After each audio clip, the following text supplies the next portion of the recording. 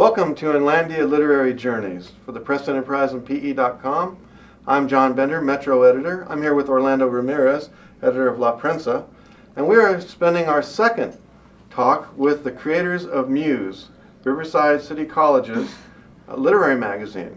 And we're talking to STACEY PATINO and VANESSA VASQUEZ, the artistic directors. Welcome. So let's get this clear. Vanessa, you were the graphic designer. And Stacy? I was the cover artist. Can you give us a little idea of what, how you came about this concept for the cover? Was it something you did especially for Muse, or was it just something that you came up with yourself? Well, it was honestly a creative experiment that I had. One day I was just experimenting with some watercolor work, and I had gotten the face just how I liked it, and then I was beginning in the hair.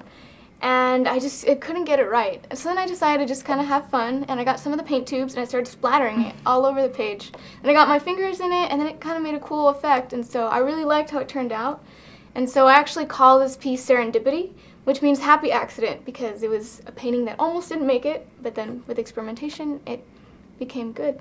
And I thought it'd be perfect for Muse, because my artwork is very much my muse. It helps me motivate and keeps me going. So this is oil painting on canvas, the original? It is watercolor and acrylic. Okay. So, mixed media.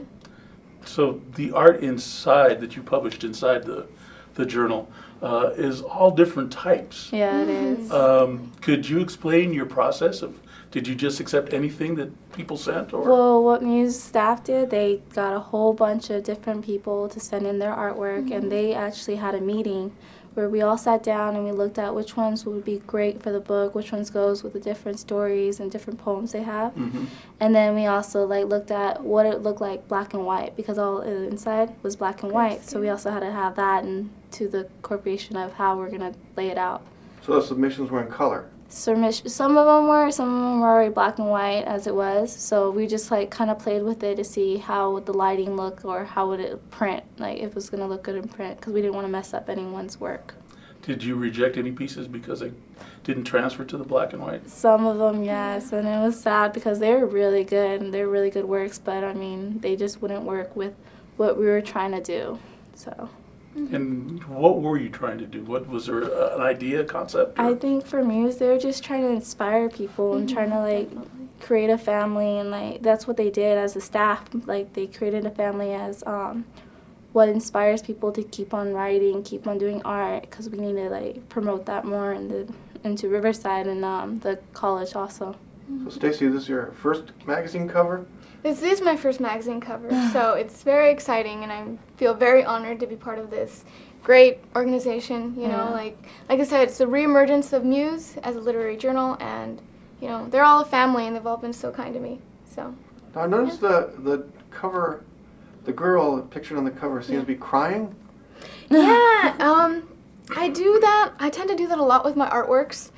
You know, people have said maybe it's subconscious or something like that, but I feel kind of creativity kind of oozing out, and also a play on perspective. There are a lot. That's the thing I love about artwork. You can have a lot of different perspectives about it, and it's pretty cool.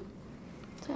Did you find that there was because when I was looking through the journal, I noticed there was all different types of styles and themes and did this cause any problems for you, or was it more fun? It was fun to work with it, and what we did was they read all their poems and entries as prose and everything, and they kind of set it up where they found the right piece of artwork to go with the right section that it was with.